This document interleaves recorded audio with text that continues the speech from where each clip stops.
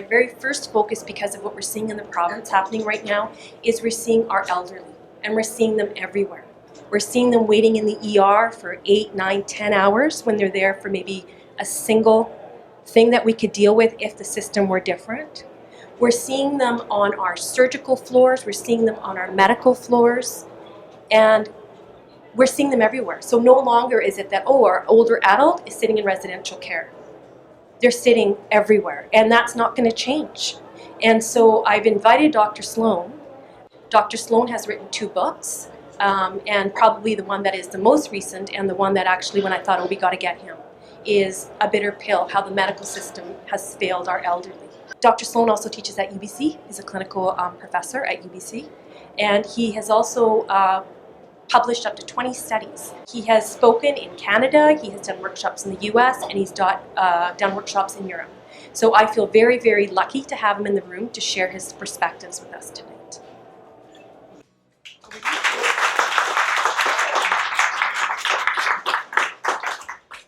Bunch of stuff there I didn't know about myself, actually. Who have we got here? And I don't want to leave anybody out. Nurses. There they are, the angels of mercy, yes. Administrators. Hospital, long-term care, right? Hospital, okay. Lawyers, cops. Yeah. Okay. And who else? Pharmacists? Okay. Educators. All right. 89-year-old Mr. Chow lives in residential care. He has Parkinson's, he has mild dementia, atrial fib, COPD, a little bit of congestive heart failure, 13 meds. On a particular evening, he becomes more short of breath than he usually is, and the nurse on the floor checks his oxygen saturation, and it's dropped a little bit, and she phones the family physician, and she hears the following. This is Dr. Blogg's office. The office is closed. If you have a problem, please dial 911 and go to your nearest emergency room. Mr. Chow is a degree 3, okay, which means treat for cure and admit to hospital if necessary. What is the nurse supposed to do? All right, we've got a guy with chronic obstructive lung disease who's deteriorating a little bit. He has substituted decision makers, but they happen to be out of town. The nurse has no choice. She calls an ambulance. EHS shows up. They pack Chow into the car. They take him to the Vancouver Hospital and Health Sciences Center emergency room. It's a wonderful place. And there he goes into the ER. It's 1:30 in the morning. He's put on a stretcher. He sees a doctor about 3 hours later. He has a chest x-ray. There's a little bit of consolidation. His white count is 15,500. His lactate is 2.3. He's a little bit confused. They try to walk him. He can't walk.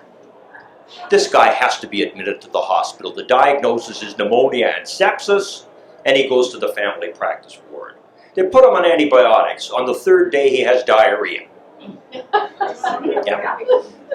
On the 5th day, he's yelling and shouting. They call a geriatrician, they call a cardiologist, they call a respirologist, they call a special nurse, they call a occupational therapist to do a swallowing assessment. He fails the swallowing assessment. He's given thickened liquids. He is not doing all that well and seems to be getting more and more confused. They check his blood tests, there's nothing wrong. They check his urine, there's nothing wrong. They check the pneumonia, it seems to be improving, but still he's getting worse. And all of the specialists that they've called, because when you're a hammer, everything looks like a nail, have put him on the medication for the problem that they're trained to find, because he has all these problems, okay? He's a frail old man. Things deteriorate. He climbs over the side rails, he falls and fractures his humerus, he gets Foley catheter, he is starting to get dehydrated. Week 3 arrives, he's still not improving, the family is called in, his respiratory function is deteriorating. Should they put him in ICU or shouldn't they? Family says, no, we don't want him in ICU, we don't want tubes, we don't want heroics. The beginning of the 4th week, his blood pressure is unobtainable, and on the 29th day he dies. The question is, did that have to happen? Okay? And I think everybody knows that it didn't. All right? Mr. Chow could have called a family physician who is what I call adequate for the care of the frail elderly, a person who's available 24/7 or who has somebody else available for him or her 24/7 and is willing to make a house call. And the diagnosis of worsening of chronic obstructive lung disease and the treatment of oral antibiotics and some prednisone would have started, and the guy would have been okay. All right? Hirpal is talking about the system. And we have a system in healthcare today that is focused on 2 priorities. Priority number 1 is prevention, and priority number 2 is rescue. And we are very, very good at prevention and rescue. Now we think, don't we, when we think of prevention, we think of quit smoking, don't drink alcohol, eat the right food, drive your car at the appropriate speed, do up your seat belt. But really the evidence in medicine, in healthcare, is best when it comes to prevention for use of drugs. Priority number 2, the prevention doesn't work, the person has a heart attack or a pulmonary embolism, or they fall and hurt themselves and they break a bone because of their osteoporosis, you know. And then we rescue them. And we rescue them with an ambulance to the emergency room, and then they go into a ward of some kind, sometimes an ICU. The frail elderly want and need, if we talk to them, and if we think about what they can benefit from, comfort and function. And so it's that change of priorities that I'm fussed about trying to create with elderly people. There are things that are preventing us from doing that. Cookbook care, guidelines-driven care, family physicians who don't do their job, people who are trained to do a particular thing, to find a particular illness, to prescribe a particular drug, to do particular nursing procedures, as you were talking about. So we tend to put people in boxes, and that's kind of not what they need. Now, what's the solution? Yeah, what's the solution?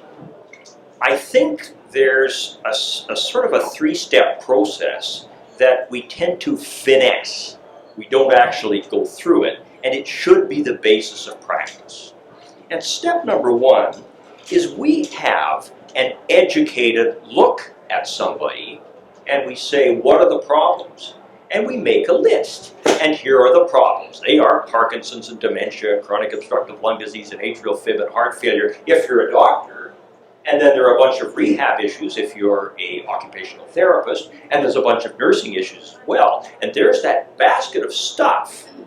And we take that, and we look at it, and we say to ourselves, where is that person going to be in a year? And we're talking here about people in their 80s, many in their late 80s, others in their 90s. I have 2 patients who are 100 years old, and right now I only care for 18 people in the community. Okay, these are old people. Once it's clear that these people are prepared not to go to the hospital, that their priority is comfort and function, as distinct from rescue and prevention, get them off a bunch of their stupid meds. Don't let them go to a cardiologist. Don't let them see an endocrinologist if they have diabetes, which is a hemoglobin A1C higher than 6.1 or whatever it is. You know, it doesn't matter. It's a risk state. And then when they crash, when they have a crisis, show up. Go and see them. When they call, answer the damn phone, all right, at 11 o'clock at night or on a Saturday afternoon. And then get in the car and go and see them, make the diagnosis, And if it's a problem that you think the person, let's say it's crushing retrosternal chest pain and they're in heart failure, and their priority is comfort, not rescue, and you say, look, I think this guy's having a heart attack. I'm not sure what's going to happen, but I think he could die of this. If he goes to the hospital, he may end up in a coronary care unit hooked up to a whole bunch of machines, in which case he'll probably die, if he's going to die. Or he can stay home.